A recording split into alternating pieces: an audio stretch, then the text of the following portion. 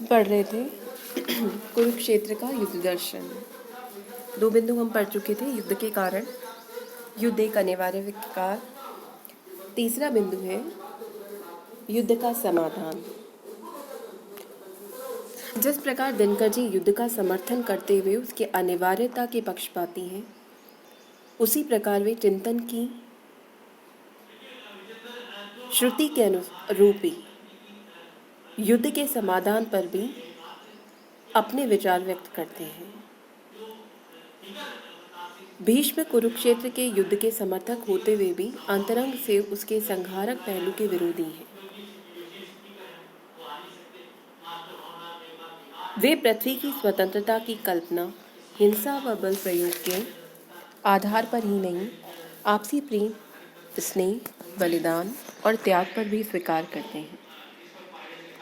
युद्ध की अनिवार्यता के पक्ष में भीष्म द्वारा अनेक तर्क दिए जाने के पश्चात भी युधिष्ठिर के मन में युद्ध के प्रति घृणा का यथावत रहना ही कवि के इस विचार को पुष्ट करता है कि उसे कुरीतियों के उन्मूलन के लिए युद्ध वरेण्य नहीं है, अपितु शांति और सुधा की किरण ही विशेष ग्राह्य है। कुरुक्षेत्र के 7वें सर्ग में भीष्म युधिष्ठिर को युद्ध समाप्त करने के उपाय बताते हुए कहते हैं कि यदि इस पृथ्वी को युद्ध के भय से मुक्त करना है तो मनुष्य के मन में जो घृणा, ईर्ष्या, वैर एवं स्वार्थ की भावनाएं हैं, उन्हें हटाना होगा। तब तक यह युद्ध समाप्त नहीं हो सकता। रण रोकना है तो उखाड़ विषदंत फेंको, वृक्ष व्याघ्र भीति से नहीं मही को मुक्त कर दो। जब तक मनुज का यह सुख भाग सम नहीं होगा, शमित न होगा कोलाहल, संघर्ष कम नहीं होगा। आशा के प्रदीप को जलाए चलो धर्मराज, एक दिन होगी मुक्त भूमि रण भीति से। इस प्रकार दिनकर जी कहते हैं कि ईर्ष्या, घृणा एवं वैर की भावना का त्याग करके एवं समत्व भाव को अपनाकर युद्ध से मुक्ति पाई जा सकती है। वर्तमान समस्या, पुराना माध्यम।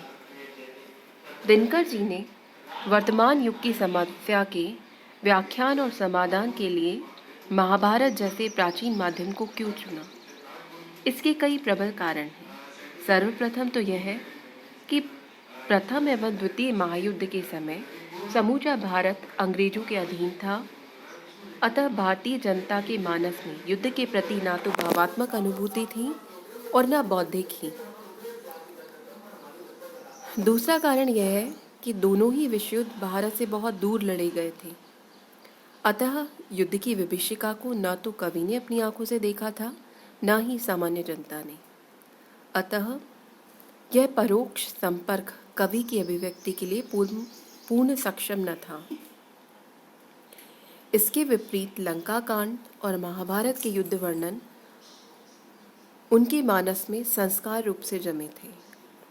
यही स्थिति नायकों के विषय में थी। कैसर, मुसोलिनी आदि ने विश्व युद्धों में विश्व संहार के लिए चाहे जितनी अहम भूमिका निभाई हो, लेकिन भारतीय जनता के व्यक्तित्वों के अधिक निकट नहीं आ सकते थे। यही कारण है कि दिनकर ने वर्तमान की समस्या को सुदूर के माध्यम से अभिव्यक्त किया। दिनकर ने युद्ध को आप धर्म बताया। कुरुक्षेत्र में दिनकर जी ने भीष्म द्वारा हिंसा और युद्ध का समर्थन किया है, अतः बहुत से आलोचकों ने उन पर हिंसावादी होने का आरोप लगाया। लेकिन यह बात ध्यान रखने योग्य है कि उन्होंने हिंसा अथवा युद्ध को कभी भी जीवन का साध्य या अंतिम लक्ष्य के रूप में स्वीकार नहीं किया। कोई भी कार्य चाहे व्यक्तिगत हो या सामूहिक, अपने आप में पुण्य या पाप नहीं होता, बल्कि इसका निर्धारण उस कार्य के उद्देश्य के आधार पर किया जाता है मृषा तेरे हृदय की जल्पना, युद्ध करना पुष्य या दुष्पाप है, क्योंकि कोई कर्म है ऐसा नहीं जो स्वयं ही पुण्य हो या पाप हो। इसके साथ ही दिनकर जी ने युद्ध के दूसरे रूप अर्थात पाप रूप का भी विश्लेषण किया है। वैयक्तिक और राष्ट्रीय स्तर पर विभिन्न प्रकार की प्रतियोगिता, स्पर्धा और ईर्ष्या तथा राजनीतिक शक्तियों का केंद्रीकरण, ये सभी युद्ध के मूल कारण हैं। दिनकर जी की मान्यता है कि सैन्य शक्ति का संतुलन, उसके प्रयोग की सामर्थ्य किसी भी राष्ट्र का आवश्यक अंग है। वे कहते हैं, सेना साजहीन है परस्व हरने की वृत्ति, लोभ की लड़ाई शास्त्र धर्म के विरुद्ध है, वासना विषय से नहीं पुण्य उद्भूत होता, वणिज के हाथ की कृपाण ही अशुद्ध है। चोट खा परंतु जब सिंह उठता है जाग, उठता कराल प्रतिशोध हो प्रबुद्ध है, पुण्य खिलता है चंद्रहास की विभा में तब, पौरुष की जागृति कहाती धर्म युद्ध है। भीष्म युद्ध से कहते हैं, युधिष्ठिर से कहते हैं कि अपने अधिकार, अपने धर्म, सम्मान की रक्षा के लिए जो युद्ध किया जाता है वह पाप नहीं होता है। अन्याय का प्रतिशोध लेने के लिए उठाई गई तलवार की चमक में पुण्य खिलता है। अत्याचारी का अत्याचार सहना पाप है, उसे अत्याचार करने का अवसर देना पाप है।